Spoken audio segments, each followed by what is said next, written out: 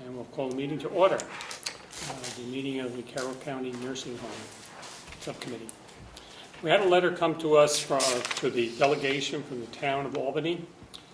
And the letter says, "Dear Carroll County, New Hampshire Delegation and Carroll County Commissioners, the Albany, New Hampshire Board of Selectmen have voted at their August 16th Selectmen's meeting and a unanimous support for the funding of a study to determine as to whether building a new assisted living facilities in Carroll County, the Mountain View Valley, and/or future expansions of the Mountain View Nursing Home would be advised or feasible. As the population of Carroll County ages, we all agree that now is the time to begin planning for the future and therefore ask the Carroll County, New Hampshire Delegation to support the funding of their budget in their budget considerations." That's what we're charged. They were sent to us. You may, sir, have some clarification for us On this letter in the background. To the letter. yes, the county commissioners have been talking about this for a few months now, looking at ideas on what we need to do in Carroll County because of the aging population. The union leader has been doing different segments on aging in New Hampshire. I've spoken with them a few times. Also, we had a symposium at the Gibson Center, Howie. Yes, that was very well attended. Yes, very well attended. From there, communications with George Cleveland, myself and Howie. Who's George Cleveland? He's the director of the Gibson Center. Grandson to President Cleveland, I guess. Hard to believe, not great grandson, but grandson. Well, that's... But anyways, and from there we started talking more about it. More public entities and private entities from Carroll County became involved. We've met with VNA, Memorial Hospital, the Gibson Center, the Conway Housing Coalition, the Carroll Public County. Health County. of Carroll County, Yeah. the elderly housing up in Washington Valley, Housing Coalition, all interested in maybe partnering with us. Have you talked to only people up north? No, we talked to Talked with the Carroll County Coalition of Public Health, Okay. which Good. is Tamworth, and they're heavy down here. There are, Emily Benson is one of our... Reason I biggest bring that up is... Okay, 1 second. And we were just going into how we got where we are now with the Yeah. request. Yeah, the reason I bring that up is because the thoughts in this regard are happening in this other part of the county too, but they're by an entirely different group of people. Currently, Huggins Hospital owns Sugar Hill, as you know, and as part of their merger process with Granite One, which was headed up by CMC in Manchester, they are thinking that this is no longer part of their core mission and would like to divest themselves of that if the appropriate entity can be found and agreeable people, and that's sort of What is no longer part of their core mission? running a Sugar Hill is inevitably living, Right, yeah. and some assisted living facility. Right. And they have been approached by the people who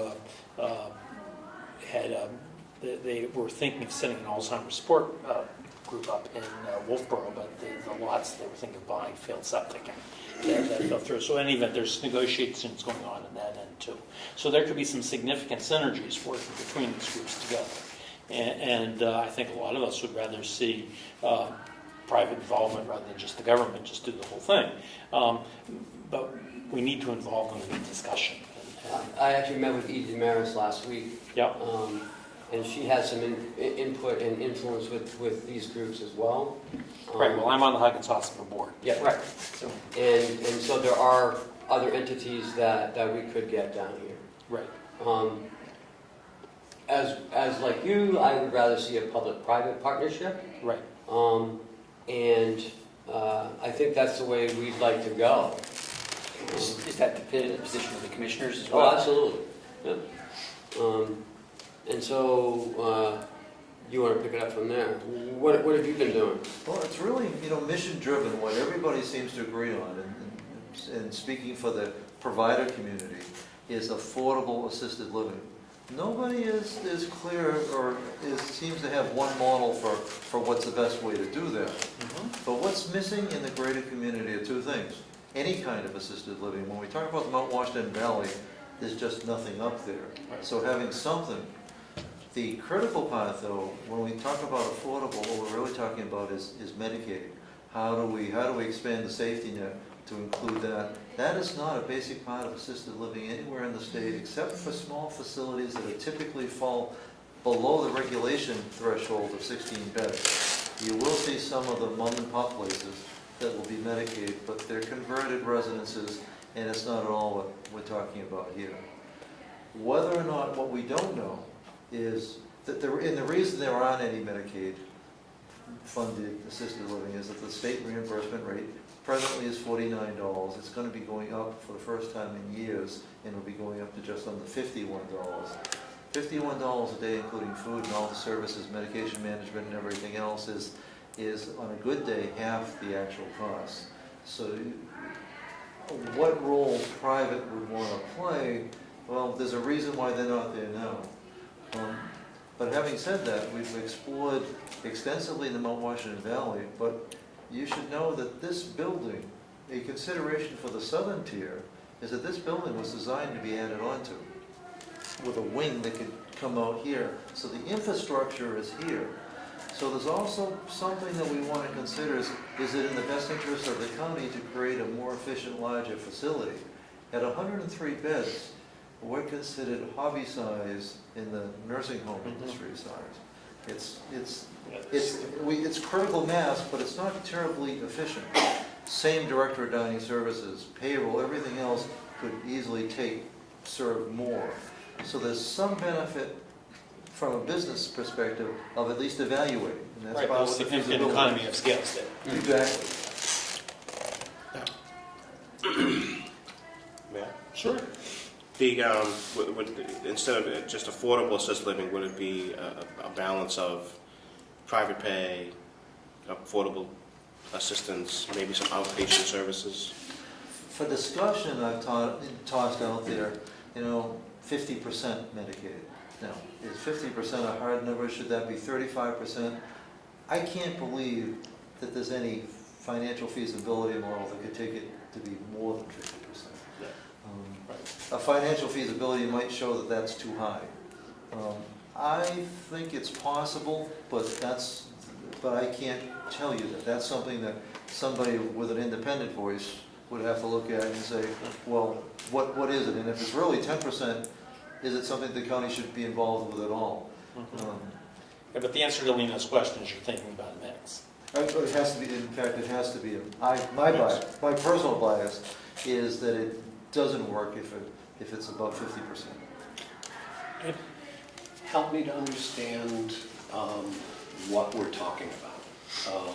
Feasibility study. Feasibility of what? You talk about financial feasibility, but there's more than that involved in trying to determine what, where, who. And so what's this? If we were to do a feasibility study, what would be the scope, and would this $10,000 that I've heard, since I wasn't at that last meeting, fund the entire study, or is there more needed? How, can you give me some parameters and costs? It would fund about half, with the expectation that the second half would be made up by matching grants, for which we have. There apparently is some money out there for that. The feasibility studies usually They usually centered on market analysis. The number of age and income people that are qualified within your primary market area, generally which is within 15 miles, and it does an assessment of what the present penetration rate is. Now, all this gets to be less important. The more we talk about Medicaid, the less important market is, because there's no shortage. It's critical. If you're trying to go 100% private pay, that market analysis is critical, because it has to show how many people can you get up to be stabilized within 18 months of the end of construction. Otherwise, it doesn't make sense, typically. With Medicaid, we can pretty much be assured that we're going to have pretty rapid rent up, because that's needs driven. And so the market part will be the less expensive part. The more critical part is our defining is, well, what determines financial feasibility? When does it make sense and not make sense? At what size does it make sense? And what size does it not make sense? And especially looking at Conway, 30 units in my ballpark estimate doesn't make sense. There's no economy of scale. No, it's too small. You start to get some economies at about the 60 unit level, which is still considered small, but it might be big enough if it's run as a satellite. But those are things that need to be evaluated independently. And also, do we need a mix, independent living along with assisted living, in the same building? Right, I've heard that model suggested as well. But we're also talking about Carroll County. Right. We're talking about Brookfield to Hart's location. Right. And, the Mount Washington Valley is obviously a need. But does Ossipee serve the southern part of the valley? How do we determine if there's going to be any taxpayer involvement? And that's a big if. How we serve the entire county.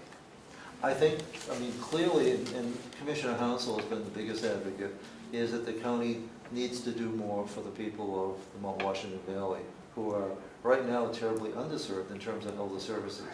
And there's a critical need there for assisted living. They're really probably not for increased nursing presence. Between Merriman House and Mineral Springs, there's probably an adequate number of beds there. But you can only stretch home support so far. Assisted living doesn't take the place of home support, but it does provide a big buffer between home and nursing home. It oftentimes is adequate. It's all that's ever needed. So are you saying that the services that are provided by Huggins and the Lakes region area are more significant than what's provided in the Mount Washington Valley? Definitely. We have assets and resources in the southern tier that don't exist. Right. But there's still a need for expanded services here as well. So that kind of I analysis would question how Huggins plan to continue with that, because of what I've told you before. I also, because we know that there was a private group that wanted to put the Alzheimer's support unit in Wolfboro. I'm not privy to their market analysis, but they wouldn't have gone as far as they did without a good market analysis. And insofar as you could make this a bigger project encompassing the entire county, you're going to meet what Ed says, which is to take care of the entire county. You're also going to get greater economies of scale. Probably what doesn't work with assisted living is, except in the high end, you get the high end, the continuing care retirement communities in the Sugar Hill style, people will relocate. What we're really talking about is the people of Mount Washington Valley, they don't want to come to Ossipee.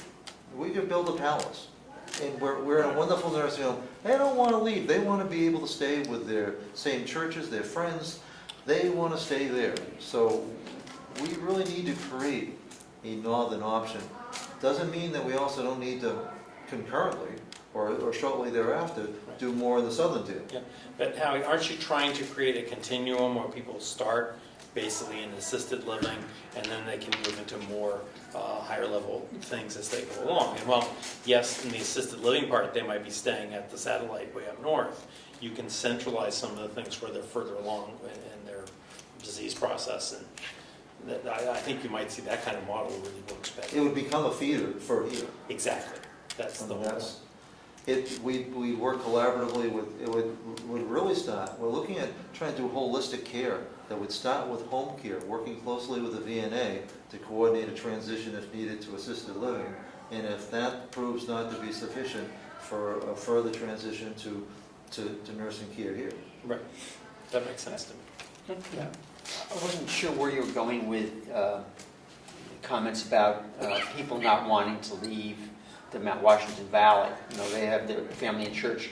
So I'm not sure what direction you were going with that. If there is a need in the Mount Washington Valley, and you were saying they might not necessarily want to come to Ossipee, what were you suggesting in that regard? That we build something in the Mount Did the Washington county Valley. build something in that? Well, see, we're concerned with serving the people, serving the Medicaid eligible people. How best to get there is part of what the financial feasibility. If there's a way to do that as part of a public-private partnership, we should definitely explore that. Whether there's an appetite on the private side to go to deal with Medicaid at all is something I'm a little skeptical of. But perhaps there's a partnership opportunity there that could make that happen. The partnership could be with a not-for-profit. We have broached that extensively with George Cleveland at the Gibson Center, but he doesn't feel that the Gibson Center is prepared or desirous at this point to expand their services. They actually do sponsor, through a separate corporation, some apartment living. But there might be another not-for-profit. We've gotten the same feeling from, I really thought Memorial Hospital had a great potential for being that partner. Well, things are changing there, much as they are in Wolfboro. Right. And their new partners aren't really interested in expanding services at all. Well, it's not part of their core mission as a hospital network. They're really concentrating on that. That's the model that hospitals are going to. They're not, and insofar as Merriman House, they may end up wanting to divest the Merriman House too. I would suspect they probably would. I'm not privy to those discussions, not being on that board, but that seems to be what the other hospitals do once they enter into these larger groups. Well, actually what I did, and it's not really confidential, but it wasn't a formal, but it's just tossing out ideas. Merriman House is only 45 beds. It's very small, yes. There's Too no small. economy of scale there. It's too small to exist, but if you had 45 beds of nursing and you had 45 beds of assisted living, you might have a going operation. So the first partner that I approached was the hospital. Does not appear, even though there's great interest on the part of some of their senior staff, and there's great need in the community, Portland doesn't look at it quite the same way. Right. So I think they'd be more likely to sell Merriman than they would be to expand it into a workable model. I would agree with that, yes. And I think if they really looked at the feasibility of it, they would find the exact same finances that we found when we looked at the extended care wing of Hutton's Hospital some years ago in Hobbs Treasure. you know, And I would expect that that's exactly what's going to happen when they get taken over. Is there any, be a dirty word or topic to bring out there, was there any discussion of working with Freiburg? Be cross straight lines. I don't know how you would do it, but I mean, does Freiburg, could they be pulled into this with their covering their share? well, Freiburg would be considered part of the primary market area. That's, you know, you talk about the Mount Washington Valley, you start drawing where people live. Freiburg's actually part of it because they don't have a very big circle to draw. And many people, and we learned this from George Cleveland, he has many people that come to the senior center in Conway from Freiburg. Right. So they consider Freiburg part of their service area, and I think we would want to do it too. But I think Funding is a whole different. funding, licensing, running things, I think we'd want to stay on this side of the border. You have a wing on one side and a wing on the other. But there could be a financial partner down the road. If we could find a partner, we've broached it. There are other people that are looking at Conway, but they're all looking at the upper end. Right. So they haven't shown any interest. So could there be a private answer to the northern part and still keep a Medicaid mix here? We would be the logical place for the Medicaid mix here, because what I see is actually happening, if I were to envision what we could do best, it would actually be the specialized, perhaps secure dementia care, perhaps 2 units, independent, but awful lot of people, we have residents who are admitted here to nursing. not because they need 24-hour nursing care, they need a secure setting because of their advanced Alzheimer's. They would function very well in a secure assisted living dementia center, but that doesn't exist around here. They have no choice, they're not safe at home. Home care isn't working. They're admitted here, it's a overuse of nursing care, quite frankly. How does the funding model work in stepping down the care and yet providing a secure facility? We go from $168 a day to $49 a day in terms of the Medicaid reimbursement. So you could have a secured wing for Alzheimer's advanced. We could have a assisted living wing, and we could also have a skilled wing. In the skilled wing, we can put anywhere in the building because all our beds are dual certified. I mean, for a natural progression, from a business standpoint, it seems the right thing to do. It'd be a wonderful thing to do because we always be able to manage our occupancy. Right. And it would also give us the opportunity to look at some other secondary things, including, I'm not sure that it makes sense, but we could move our PT down to ground level and have outpatient PT. Right. Is there enough market for that? Not sure. We could look at some things as broad as whether or not we should be looking at hospice care. Ken brought this up today. In Stratford County, Riverside Nursing Home, the county home, essentially bought for $1 the Hyder House hospice across the parking lot. And it certainly serves the southern tier of the state very well down there. Is there really a need here? Well, when we have outside hospice agencies come in, they're getting paid an awful lot for what we really do. Right. Well, Right. there is quite You a have need. hospice beds. We have, but somebody else is getting the money for it. Yeah, Right. yeah, but that's going to, demand's going to increase. I think so. Right now, well, the southern tier does go to Stratford County right now for hospice. They do, and it's a wonderful setting. Anytime I've been there visiting people, there are a number of empty beds. So it's certainly not filled anywhere close to being, depends on the day, I understand that, but Well, in their finance model, they only need 6 to remain profitable. And they have 2 wings. They can shut down a wing and operate 10 with reduced staff. And they utilize the same staff in the nursing home, so they can swap around whenever they need more staff, less staff. On a given day, we have between 8 and 11 hospice residents living here. Right. Opens up the possibility, and we haven't done this feasibility, if they moved into a dedicated wing, which can be added, you can create hospice beds, you can't add nursing home beds. 8 people move, it opens up 8 beds without building the beds. Right. And those hospice beds are reimbursed, staffed differently, but reimbursed considerably differently. And how are they reimbursed? Is it Medicare? What's the? Medicare. Okay. So how Much is higher part of this reimbursement. feasibility study to determine exactly what need you're trying to fill as well? Or has that been predetermined here? No, it has not been predetermined. And so, but this would be the time. You know, adult daycare is something that they're looking at seriously in the Mount Washington Valley because somebody left $2 million to Memorial Hospital. So they got $2 million that they want to spend on adult daycare, and they don't know they can build the building, but as soon as they open it, they start losing money per day. And so Yeah. it's Right. yes, the building is free, but and so they're being very smart about it and not just chasing the money because they know people are willing to pay $50 a day for adult daycare. Adult daycare costs $100 a day.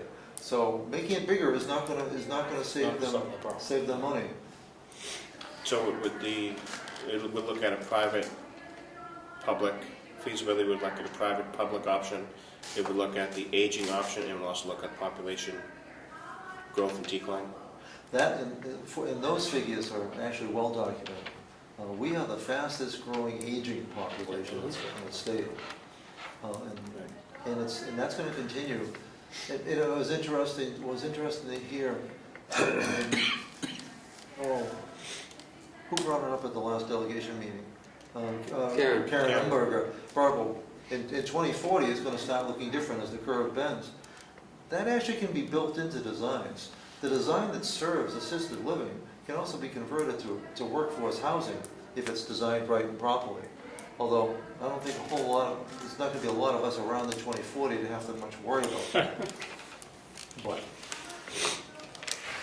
All right. By the way, we will take public comments at some point to get your input. Yeah, But I'm going to wait a just few minutes if you don't listening mind. Because mine is more personal, whatever I was thinking, because I had sold a big house and I moved to Mountain Vale to that little, to take care of Wes, because it was one floor. And in 2014, I noticed a lot of, he's running away or driving the truck somewhere, and I found him. And last year, no, this year actually, in January, he had pneumonia. And he went to the hospital, in Memorial Hospital, and then they put him into Mineral Springs to recoup. But he never ever came home because he now has very bad dementia. So I have been paying every month what they asked me to pay, and I used all his money, because I'm not even married to him anymore, but I have power of attorney. So I have spent nearly $100,000, and now this month I couldn't pay it. And I'm trying to get onto Medicare. He has Medicare, and from his school a very good pension, and of course Social Security. And I have been denied all the time because he has too much money. But I have to live too.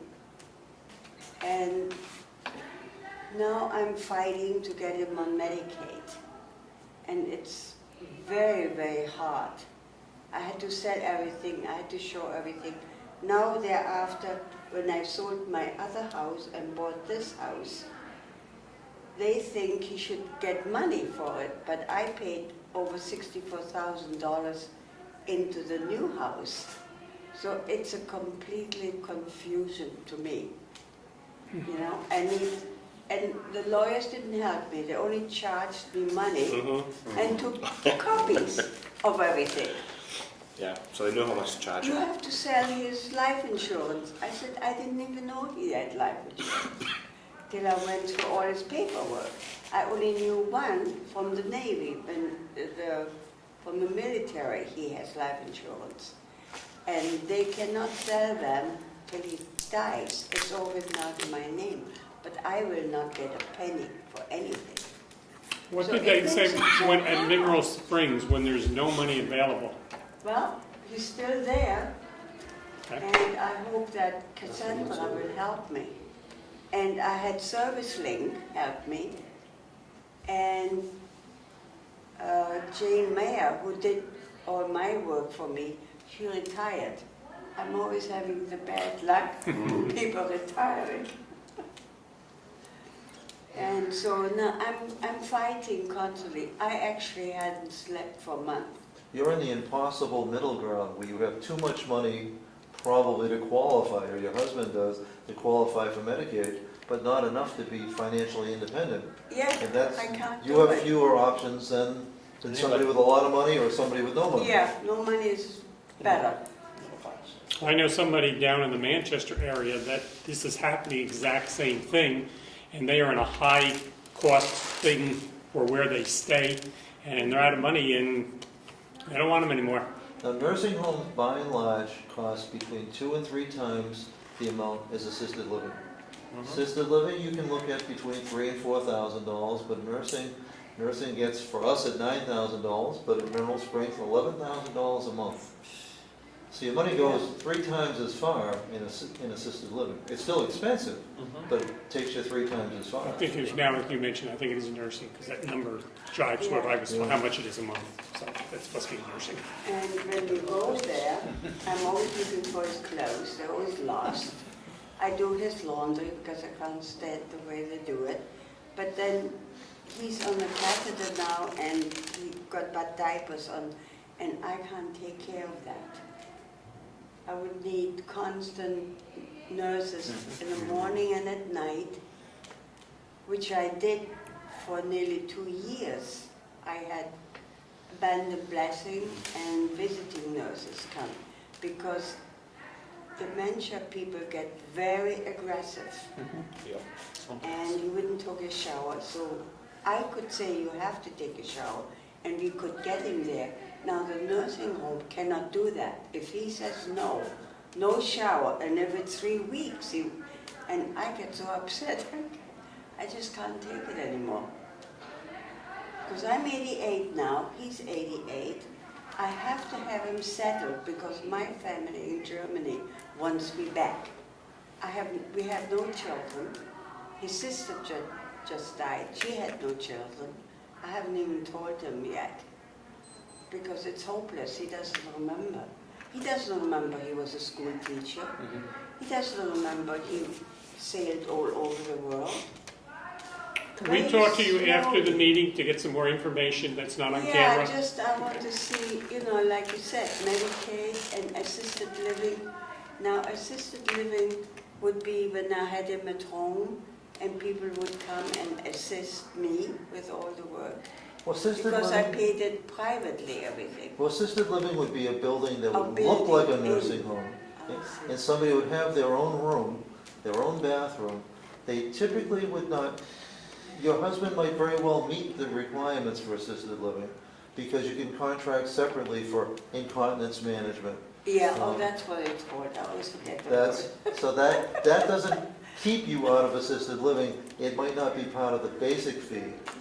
But when we've talked up north, we've talked about working something with the assisted living, not assisted living, with the visiting nurses, that they could have their office right in the building and provide these services. Because we wouldn't want to, as a county, to get into any more direct care than we absolutely needed to if there were other people that could bill for it. And visiting nurses can bill for services that we wouldn't be able to bill for.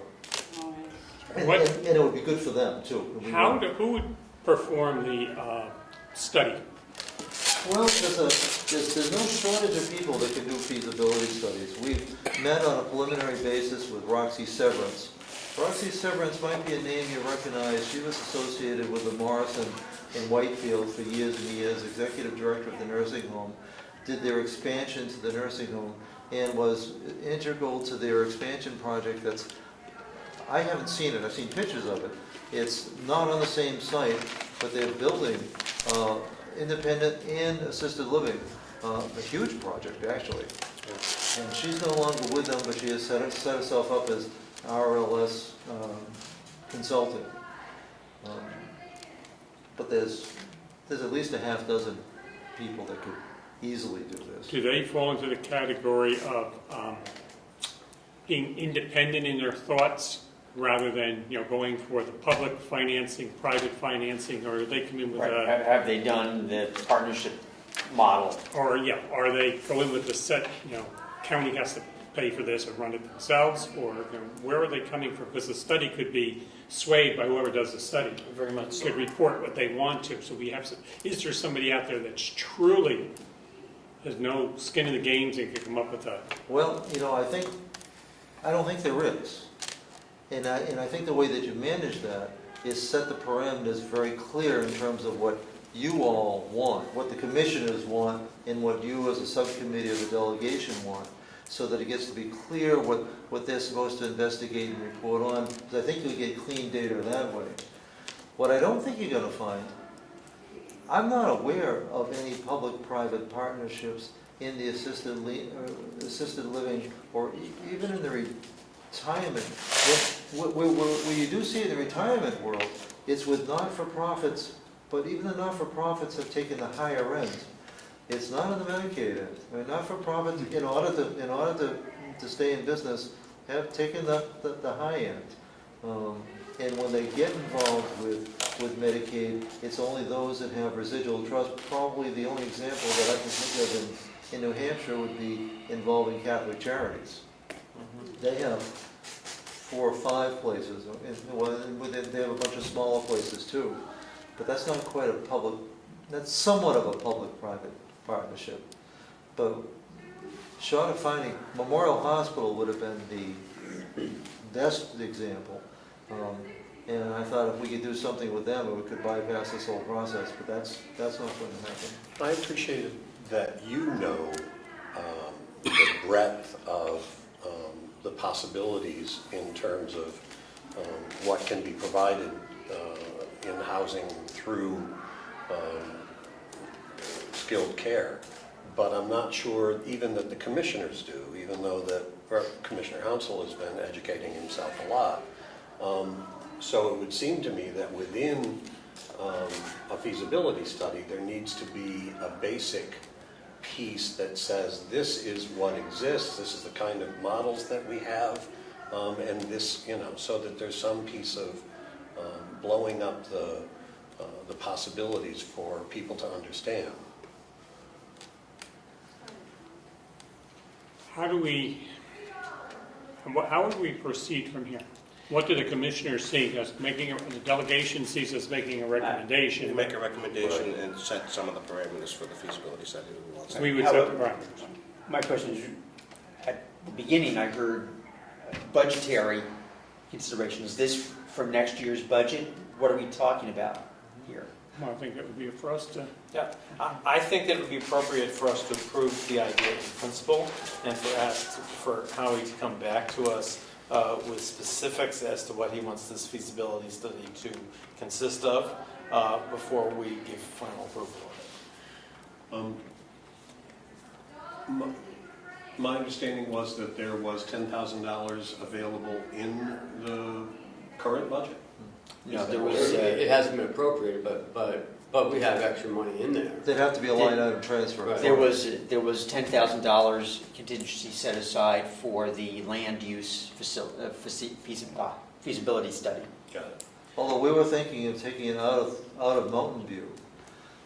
Right, I agree. We have an insurance line that's been very favorable this year, but it would take a line item transfer to do that, but it would not require a supplemental But appropriation. you're also requesting transfers for other things here too, of what, $40,000? So, are we taking 10,000 from here, but asking for 40,000, from here? All my point was that somebody said next year's budget, and I don't know that it needs to be next year's budget. No, it doesn't. So, and we have a meeting on the 25th, which is, so does that mean that you've got to put your proposal together in some way that we can come back before the 25th? So on the 25th, there's the possibility of the delegation making a decision? Well, is there any interest here? That, first of all, we want to understand, is there interest? If not, then, let's just walk Well, away. I think in principle, it's a very good idea, and if we don't study for the future is going to study us. So, we need to make plans and be in control of what happens. I think that's very important. But I think that Howie's made it very clear that he's still shaping what he wants to look at here, and I would like to see it in a more concrete form before I voted for final approval. Sorry. I don't have anything in writing. All I heard, reading this letter, that's all I have to go on. And I've heard that, a lot of people are talking to a lot of different people, but the interest on part of a private entity for joining into some of this is questionable at best. So, I'm going to need to see something in writing before I even say in principle. would it be safe to say that we are not going to have a recommendation before that meeting coming up? Well, I think the only way we're going to know if this is even possible is if we have somebody to study this. If we have someone like Roxy Severance get the feel of what the feeling even is. We've had meetings, George, Howie, and I, with many different entities about this. George Cleveland. And we've looked at sites. We've looked at. We had the symposium up there. It was attended by. That symposium was very good. That was very Yeah, good. there's interest, there's viability, there's options. What would be most helpful to me right now is, let's assume for discussion that we're going to go with a feasibility. What would you all want to absolutely see be part of the requirements of that feasibility? So that isn't just my ideas. Why do we have to decide by the next delegation.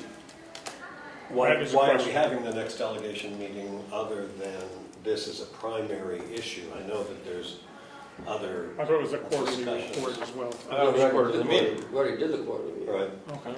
It's Well, sure. to talk about this. Okay, I was thinking it was Because another we were big gonna item. ask for that $10,000 last meeting. Okay. Well, if the recommendation was made by this committee to the delegation, by the time the transfer is made, the executive committee, to their satisfaction, would transfer the money according to what was in the feasibility study. Can you say that one more time? There would have to be a transfer of money, which means somebody would have to put in the transfer. It would go to the executive committee, the delegation, and they would either approve or deny it Right. based upon the satisfaction of what the feasibility study covers and everything else. So I don't see the issue with making a recommendation for the feasibility study, coming out of here today, taking it to the delegation, and then making the motion to appropriate the money out of the nursing home budget at that meeting to be completed at the transfer of the executive committee. Otherwise, your tape to get that down word for word. Well, no, but that might be a good solution, because do you think the commissioners would be willing to work with this committee? Let's say the money gets voted and appropriated, but subject to the conditions being to engage a consultant under such terms as the commissioners together with this committee might agree on. I wouldn't go any further than putting the money into a contingency account based on satisfying X number of criteria, something in writing, about, what was actually going to be studied. We've already heard that, this is only going to cost, this is only going to cover approximately half the cost. Where are we going to find the other dollars? The land use people are still trying to find money to cover that feasibility study. So, how many entities are there out there who are going to hand us over grant money for feasibility studies? We have people waiting. They've offered. This is the same people actually that funded the feasibility for the Morrison expansion. Well, the other question I have is, we always get to the end of the year, and we need more money, there isn't enough money, and we, all of a sudden we have a shortfall, there's so many beds that are unfilled. That's a concern I have. We've run into this, and if we have extra money, that sort of helps us next year, because, type of thing, hey, we thought we had a profit, or we didn't lose as much as we thought we were going to lose. So I'm nervous making that assumption based on past history. We're tracking very well. We've never gone over budget here. So Does that count transfers or after transfers? no, remember, account transfers are not supplemental appropriations. It's under the same budget cap, but it's just taking money from one payroll account to a different payroll account. So while budget transfers are just adjusting the budget, not increasing the budget. This year, Right, but that, okay. this year we'll be under budget. We'll So there's advantages, I don't take this personally, because I don't mean it that way, but there's an advantage to stacking the budget. I've used school experiences, where I'm only going by school experiences, where all of a sudden, you put in for all this equipment, I don't need the equipment, so it's sort of a hidden pot that you come up with. I'm not saying you guys do that, but I'm just, Well, as you know, we've reduced staff. We are, reducing things as we go, and we do have monies available in the health insurance line, in the retirement line. and our revenues have been strong. So Because your paramix has been very good. our paramix has been very good. So this might not be a banner year, but we will exceed. Howie, do revenue you think estimates. that the paramix in this program that you're proposing would match the paramix that you're getting in the nursing home? Or do you have reason to think it would be different We're from going to double it. Right now, Double it in one we're about regard. 25% private pay. Right. I think, in order to make it work, it needs to be 50%. Because Well, I don't, And that's a really important question, is that achievable? that's something you Because can't. if you don't think you can get 50% private pay to pay for this program, it's not going to fly. Well, and that's what the Exactly. Feasibility study. That's one of the things feasibility study has to determine. Right. Has to do demographics. It has to- okay, anybody want to make a motion? Yep. Mr. Chairman, I move that we that we recommend $10,000 to fund the feasibility study. The 3 points that I think are the major points are the population, a private-public partnership, and the mix that Howie just talked about, of having a 50 payer mix, if it's achievable or not, and to make sure there's protections for the taxpayers as well.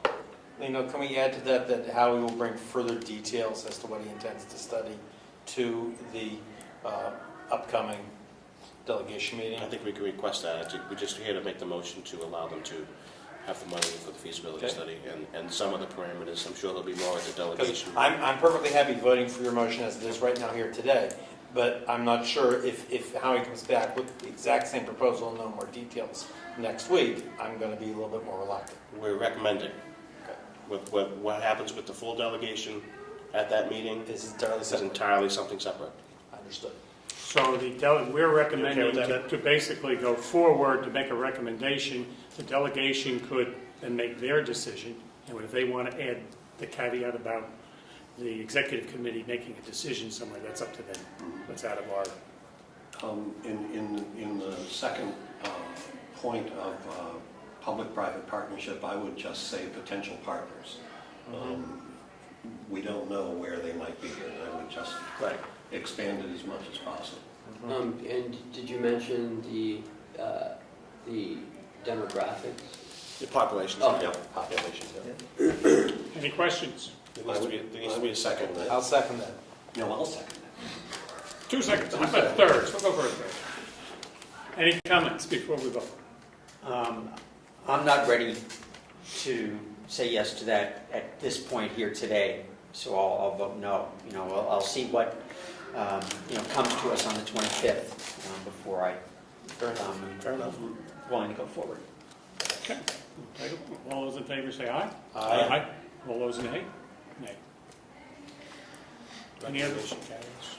Yeah, motion carries. Any other business to come to board? Help me to understand how we envision the process moving forward. So we're suggesting to the delegation that we would ask for an approval of a feasibility study and putting $10,000 towards that. We obviously have some more discussion of that on the 25th. On the 25th, if the delegation supports using the $10,000, would there then be the need for an executive committee meeting in order to determine where that money's going to come from? You have to do it as Could there have to be a transfer? So even if the delegation in the majority supports this moving forward, the executive committee still needs to Yeah. approve the transfer. Yeah. And then at that point, who would be empowered to move this issue forward? Commissioners. Commissioners. Okay. Now, what do you, Unless otherwise decided. Well, what do you see as the time frame for getting somebody? Would this money be spent this year or next year? If things started, if it were favorably reviewed in October, there's no reason why we couldn't engage somebody by the end of this year. Yeah. And the money would be encumbered Going for forward. payment For next year. following. But we would sign a contract before December 31st. In fact, it could well be by Thanksgiving. Yeah, I would think you could. I would think I don't know about that. But the work itself, typical engagement would be 3 to at 6. least 90 days, 3 to 6 months. depending on the scope as we define it. So it would carry into the next year, but the contract, we would still obligate the funds, encumber the funds. And this would be for the Mount Washington Valley in here. I think All of Carroll that- County. Yeah, All of Carroll because we're going to include the whole county. Absolutely, Right. absolutely. And then, the services that are offered in the southern tier obviously exceed the services that are available in the north. So, I'm in the north, so I don't know how See, to I don't understand know that that as as well. well. So it would be useful to understand. You know, maybe one of the rapid inns up services. north could be converted. And maybe Just like that, yeah, but it'd be too small. $50 a day, you know, you got it. yeah. Yeah, but that's out in the middle of nowhere, though. That's quiet. In the middle of God's country. The Alzheimer's people won't wander up the cliffs. Not more than once. Right. Does the train still go through there? Yeah. Oh, boy. Hey, there we go, I was up transportation there on provided. Tuesday. Once a day. Yes, I did know. I'm sorry I wasn't there. That's all right, it was beautiful. Hey, take it personally, I think I was there when I went to sail out. Whatever. Hey, I was there when Ed came to visit. Yep. Nice time. Good. Well, I thank everybody for coming. I do not know if we want your name, would we want her name in the record? He already has it. Yeah, okay. No. Mrs. Newman. Mrs. Newman, okay. You're in attendance, but due to some of the information you gave, I didn't know if you wanted it. And I could see how horrible and hard it is to get everything Right. organized, and it's always money. It's always. A lot of money. Hell, A lot of money. Okay, I thank everybody, we'll see you. Motion to adjourn? Why not? So Motion to adjourn. Okay, all those in favor? Thanks, everybody, for a Friday afternoon.